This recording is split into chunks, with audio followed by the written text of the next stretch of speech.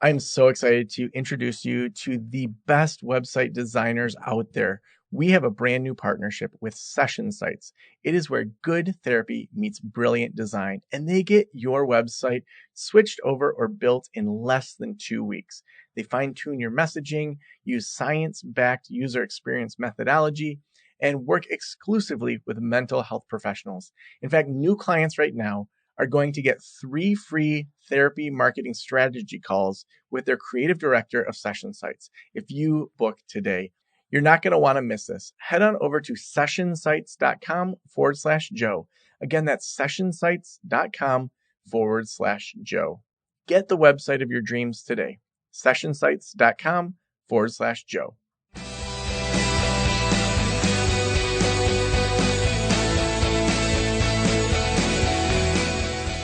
This is the Practice of the Practice podcast with Joe Sanok, session number 1139.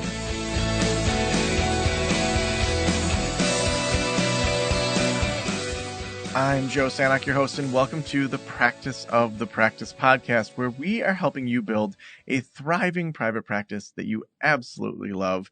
For years I had a counseling practice and eventually sold that in 2019 to my friend and also now colleague, Nicole, who works for Practice of the Practice now as a consultant. But they have 3 locations at mental wellness counseling.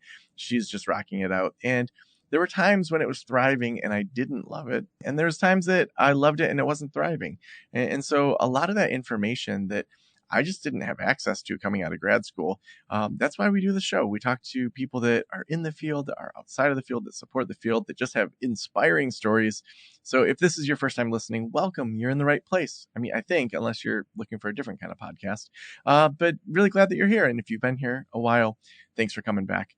I am so excited to have my friend Jenna on the show today. Jenna Morris is a health and wellness professional, personal growth junkie, and counselor in training. She's devoted to helping others live authentically with passion and pain-free. From book clubs to international wellness retreats, Jenna offers a variety of ways to create transformation and connect with a unique, mindful community. Jenna, welcome to the Practice of the Practice podcast. Thank you, Joe. Thrilled to be here. I mean, you didn't put in there that we're in improv together also. I mean, that seems like that should have been the first line.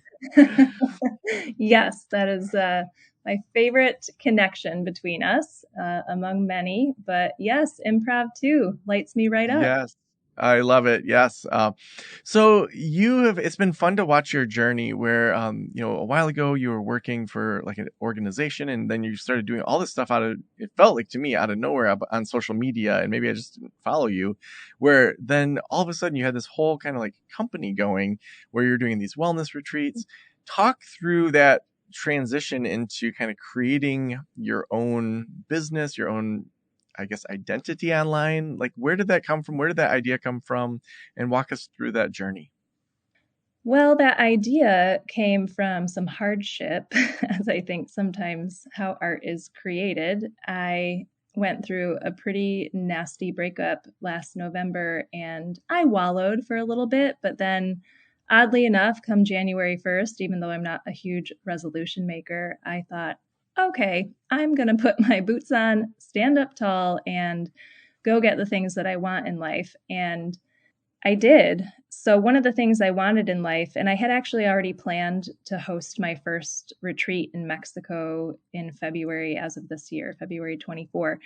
So I had that underway, but I was petrified over hosting that. And so I years ago had signed up for Marie Forleo's B School. And then January 1st, when I was like, put my boots on, let's stand up and go. I finally listened to the course. Thankfully, she gives you lifetime access. But that's really what spurred me into action. And I was really diligent about it. Normally when I commit to something, I see it through to the end, but it takes getting to that commitment point. So anyway, she guided me through some of the steps to put what my thoughts were into real action. And so that's when I rebranded my name. I launched a different website. I hired someone to do it this time. And usually I do everything on my own. But I decided to really invest in it. And it worked. I mean, it worked enough to the point where still ready to keep going and exploring what comes next.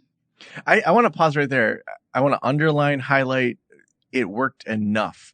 I think that's something that so many people are scared of, that when they want to shift into something new, that they think that it's gonna work right away. And I love that you said it worked enough. What was enough for you? Enough for me was having enough signups for my first retreat, and then launching my first digital course on my website. Small, super small course. I had lofty goals of launching a 50-hour course, and then was like, let me launch a 5-hour one. That made me Mm-hmm. feel successful. And then launching and planning my second retreat for the year, which I didn't fully anticipate, but I did. And I wound up not fully selling it out, but again, I sold it enough where it worked and I made some money, and it gave me hope that this would keep growing. And really, what I think the best outcome was having repeat signups from my initial retreat all the way till for next year. I already have one planned in April. People from both of those occurrences signing up again. So that's what I mean by it worked enough. It's not, there's room for improvement always, but I'm thrilled with where it's gone so far. Yeah. Now, what skill sets did you already have when you were ready last January to launch some of this? So you weren't totally starting from scratch. I know you have some yoga certifications, and you had, like, what kind of background did you have that kind of going through this process you had to access, that was already there? Well, my original degree was actually in graphic design. So I went to Columbia College in Chicago, and I worked for a stint in advertising as a designer before I switched to fitness full time. So I do credit some of my ability to create posts and amend my website on my own to having some of that skill set. That helps tremendously. And also, yes, so these wellness retreats are right now, they are yoga based and they're adventure based, and they're meant to be fun experiences that bring people together in community. In the future, after I graduate and I'm a counselor, I'd like to host therapeutic retreats or somatic healing retreats. But regardless, I have the skill set of yoga and facilitation. I've led teacher training. So I am very comfortable leading a group and very organized. That's something, as a Virgo, if you follow astrology, we are the type A perfectionistic, organized freaks. Well, and I think it's so funny how sometimes we think we are starting from scratch, and then when we really stop and think about our history, how there's so much we can pull from that give us a unique voice in spaces. Even just being into yoga and adventure, like knowing the retreat you just did that our friend Aaron went on, and obviously a bunch of other people, where you were in Glacier, and it's like when he was describing it to me, and I'll let you kind of describe what that was like. It was so Jenna, like in a really positive way, in a, like, not in a like look at Jenna, but in a, wow, it has your fingerprints all over it, in a way that didn't sound like a typical type of yoga retreat. Maybe walk us through that one, and maybe even the one in Mexico. Like, how have you put your own fingerprints on this to create unique experiences? That is interesting to hear that you said it sounds so Jenna. I got a SCORE mentor, if you're familiar with SCORE, earlier Yes. this year, free mentorship for those who aren't familiar, for budding entrepreneurs. And in the beginning, he said, you're creating products that you like, Jenna. What does your consumer like? And I disagreed with that in a way because, yeah, I want to create products that I like to attract the clients that I like, who won't fully be like me, but I think would be interested in similar things. So, yes, I created them based off of what sort of trip I would want to go on. And when you look in the world of retreats, there can be so many different ways you can frame them, especially in the yoga world. They could be really deeply philosophical, they could be really physical and active. But to me, I like the blend and the balance of being physical, being active, blending in really good food and wine, because life, again, is Yes. all about balance to me. And creating pockets of space where people can connect with each other. That's one of the most important things to me. Something truly magical happens, I think, when you put a group of people together in one space where there's not an overwhelming amount of activity, where you can connect with yourself and nature and each other. And just to watch the group blend and gel together so quickly is, as a facilitator, I think one of the most gratifying things. That by the end, everyone is like an old friend, even though they've known each other for 4 days. So I think really to me, it was honoring those pieces, but then also honoring where we were. So trying to create unique experiences that were congruent with the area. So in Montana, we did fly fishing and horseback riding. In Mexico, we visited cenotes and we did plunges on the beach and beach walks and whatnot. So trying to draw people into the culture as well was something that was really important to me. Mm. Now, I'd like to talk a little bit around some of the logistics. Like there's kind of the marketing phase of getting people to sign up. There's the actual planning of, the fly fishing or the cenotes, and, whether you work with someone that's local that is organizing all of it versus you're kind of putting together the itinerary. Walk us through kind of your order of operations when you're thinking through a retreat in a new place. Mm-hmm. Yes, it can be a lot of work. So if you don't enjoy the planning aspect of something, it will be a challenge. The first thing I do is scout the space. So I typically will lean on resources and recommendations from fellow instructors that I know or get recommendations from someone they know. And then I just have to gather the details of what's the cost of the retreat? What does it wind up being per person? What activities do they include, if any? So, for instance, in Mexico, that retreat was specific to, it was a retreat center. So it was maybe some people could go stay there on their own, but for the most part, it was instructors booking their retreats there versus Montana. That location was more of a, in the past, it was a working cattle ranch, and then they converted it into spaces for family reunions and corporate retreats. So it was very new to hosting yoga retreats. So that meant I had way more legwork from planning transportation from the airport, which was 90 minutes from Bozeman. We were actually near Yellowstone, Paradise Valley, and planning every single vendor that came in to lead activities. So it was a lot of work, a lot of logistics. And this time coming up in April, I have a retreat in Bali. I decided to use a retreat planner. She's based in Bali. I know nothing about that culture or language or customs, visas. So when I got a little bit beyond, Mexico's international, but not as much as Bali. So when I got into that land, I was like, all right, I need a little bit of help here. And so I've done it a variety of ways. But yeah, typically sourcing out, is it financially reasonable? What are the add-on costs? What can I tack on to make per person? And does that then wind up being a cost that I think my consumer would purchase? Now, so as you're kind of visioning that all out, you're looking at your costs, all those sorts of things. At this point, what's the main driver of people purchasing? Well, I don't know if all your listeners know that we live in Traverse City, Michigan in the Midwest, but a lot of my following is here in the Midwest. I lived in Chicago 15 years and I've lived here in Traverse City and grew up in Michigan. So the driver for many people is the experience and the time. So I don't have as broad of a following right now where people would sign up from all over the world. I hope one day I will, where I can host many retreats in a year. But Yeah. right now, I think the driver is that, can I get away in the winter?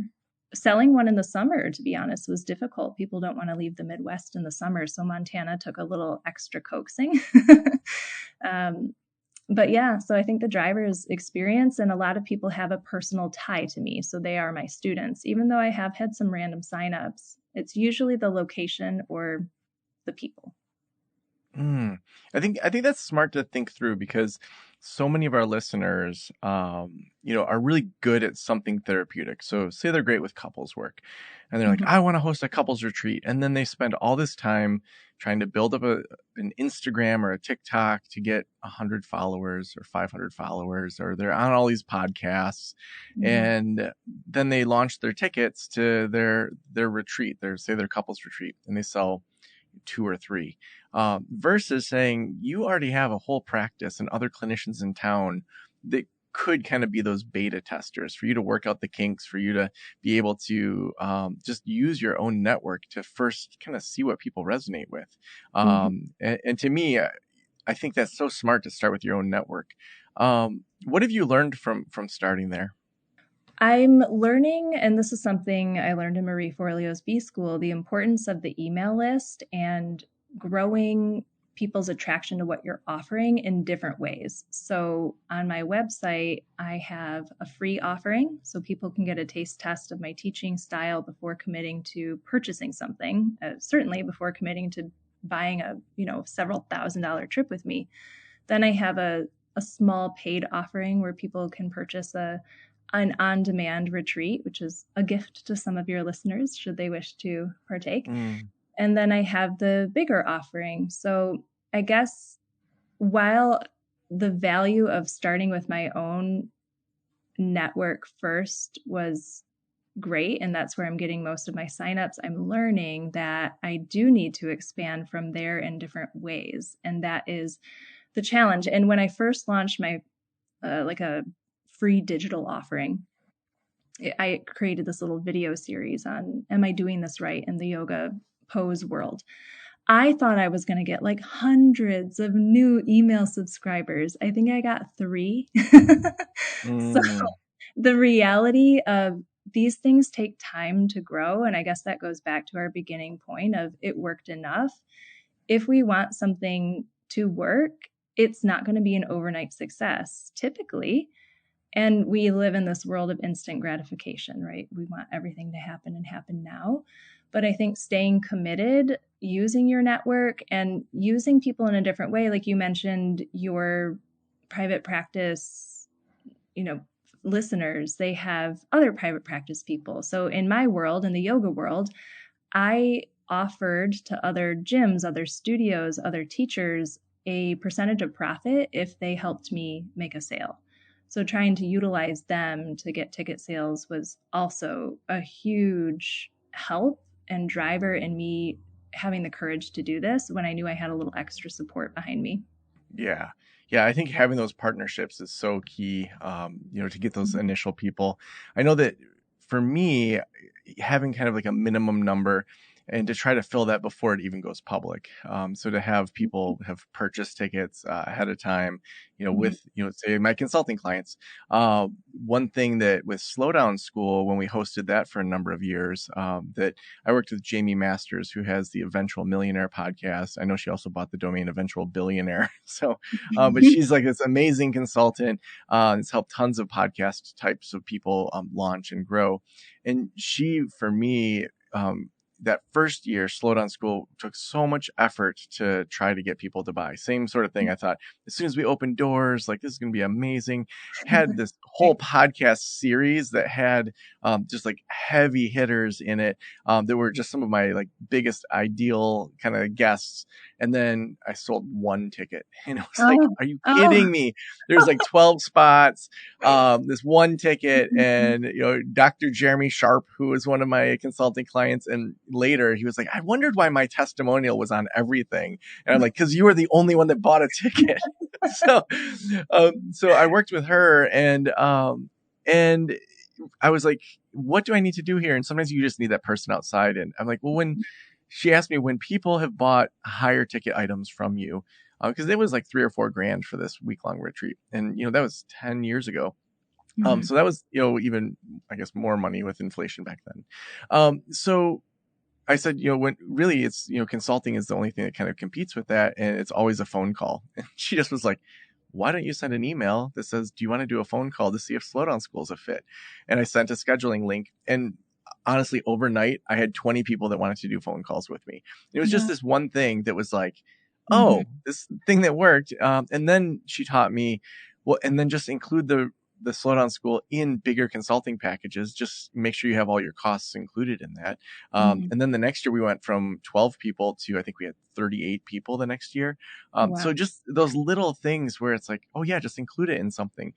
So it Mhm. may be for some of the listeners that a retreat is included with your higher end, Mhm. marriage counseling types of things. Or if you had like a VIP yoga type of wellness, that you just Mhm. include a retreat once a year.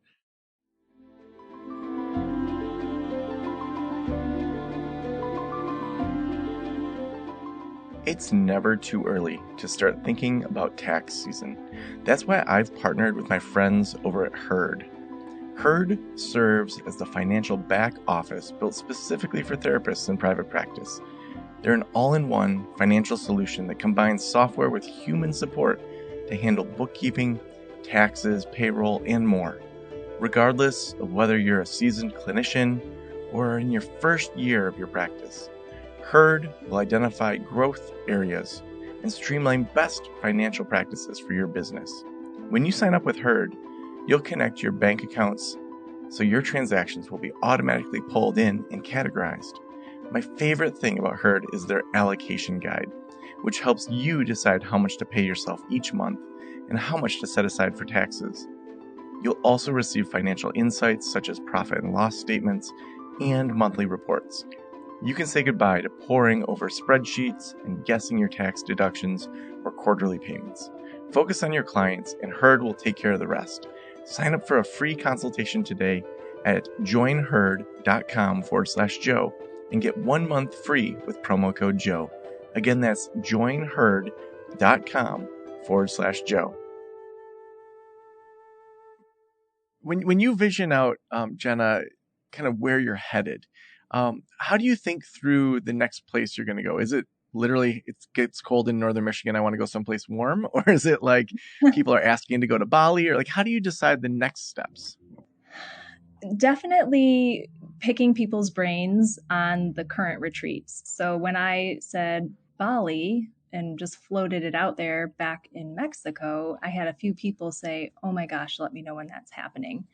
Knowing that yoga practitioners have, I don't know if you know this, Bali's like a yogi destination. So trying to pick bucket list places that people might be less willing to go to on their own, but also interesting to go to, an interesting place to practice, and going in tandem with what my retreats have been, which is a blend and a balance of activity, downtime, culture, food, yoga.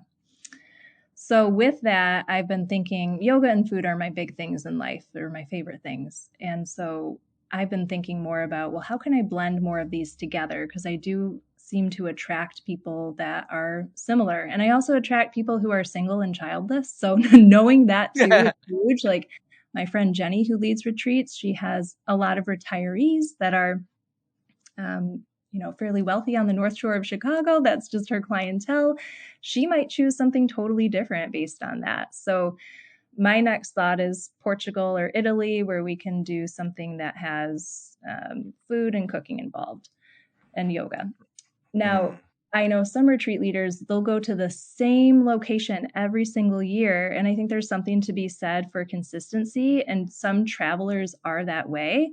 But in my mind, I want to keep offering unique experiences that people are going to say, oh my gosh, I have to go do that with Jenna. And I know she's only going to do it one time. So there's a little more urgency around it. Yeah. Now, when you think about the actual, you're in the retreat, you're there, you're in Bali. What are things that help you stay organized, or kind of maybe preventative things that we can say to people before you do a retreat? Make sure you think through these kind of things.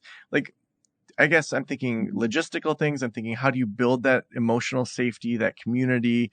Are there tactics or approaches that you're using? And then I'd also like to talk about kind of follow up afterwards after you've created this community. Mm-hmm. Yes, I do a lot of communication with the group before we leave. So letting them know things they need to think through in preparation.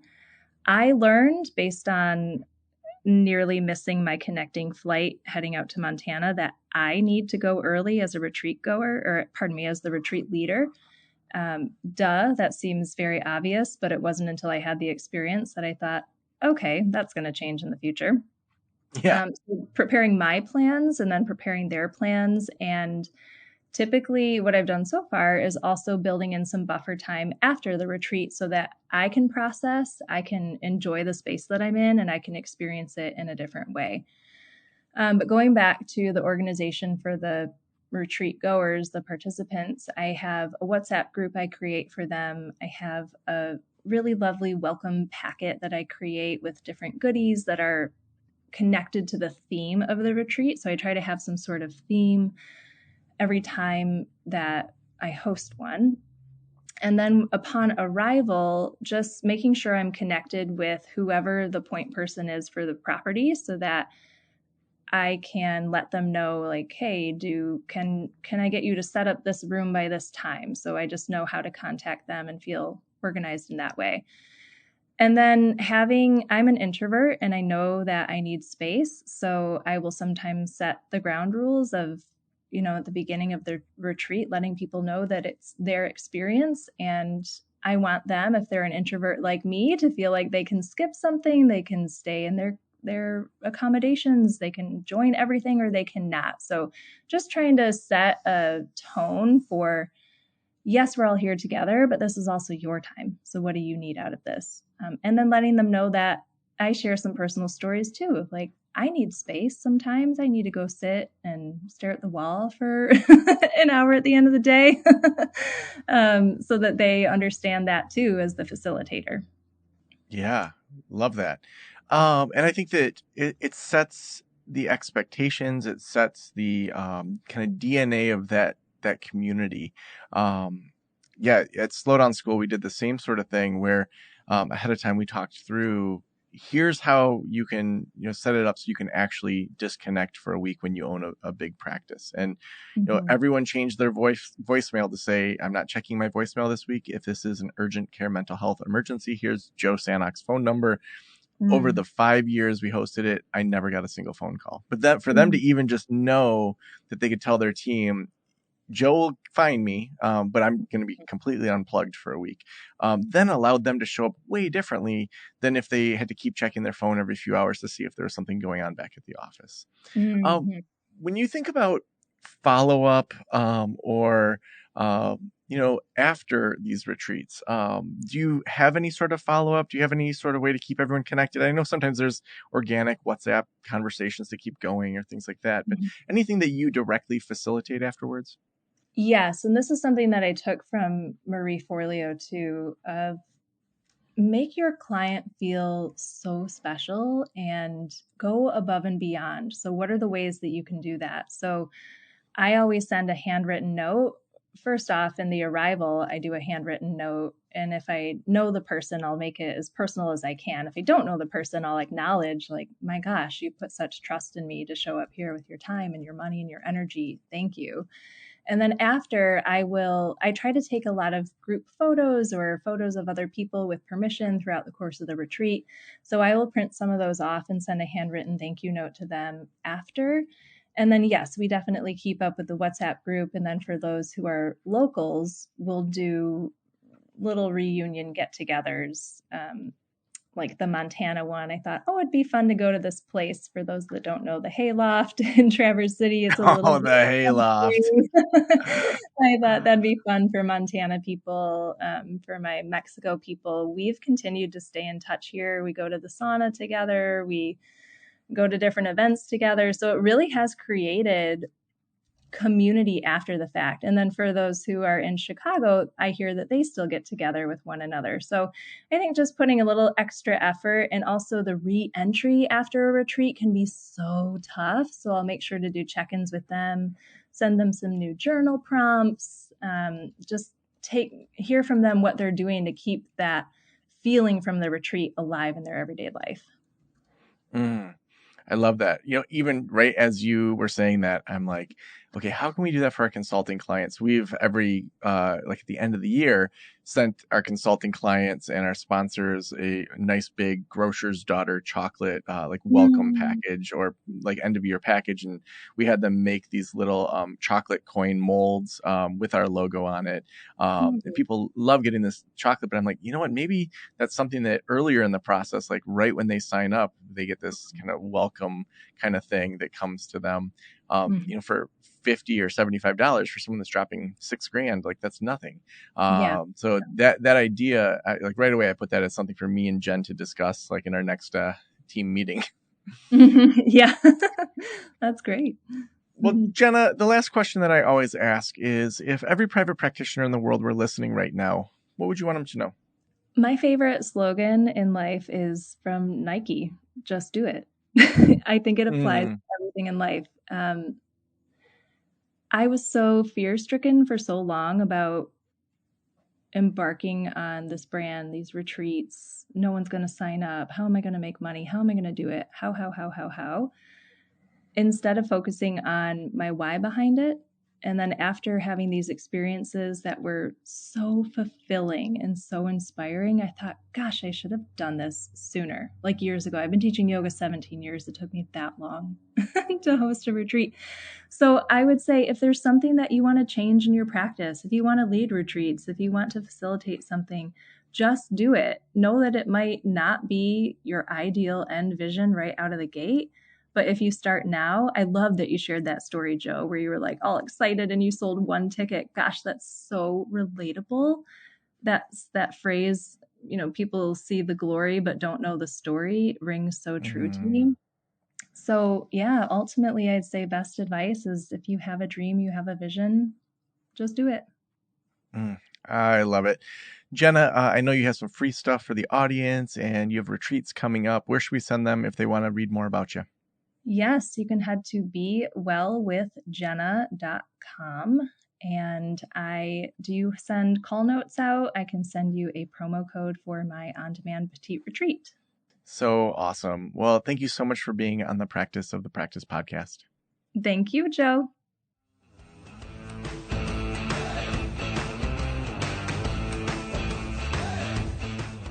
I think that it's really interesting to see a shift that's been happening over the last 6 to 12 months where more and more clinicians, I think, are standing in the knowledge that they have. I think for a long time in social media, there was such a fearful approach to how clinicians were thinking, where they were worried about self-disclosure. They were worried about ethical dilemmas. And if people reached out on social media, was that considered therapy? And I think we've got through a lot of that and have really solid best practices and things that you should and shouldn't do.